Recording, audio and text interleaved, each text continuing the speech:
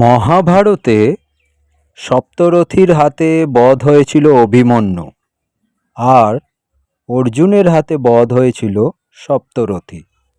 আমিও বধ করলাম সপ্তরথীকে। সপ্তরথী কেন বলছি শোনো তবে।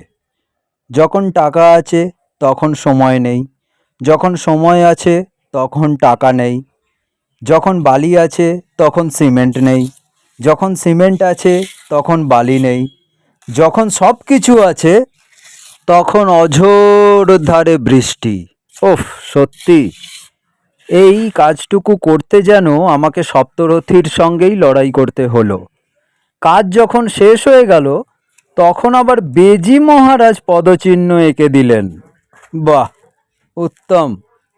কুবের রাক্ষসদেবের কোলে দেখেছি বেজির মতো একটি প্রাণী থাকে। বেজি কি তবে কুবেরের বাহন? আমায় কি কুবের আশীর্বাদ করলেন? কেমন লাগলো বন্ধুরা জানিও। আরেকটা রথী মশা, আরেকজনের নাম বলা যাবে না।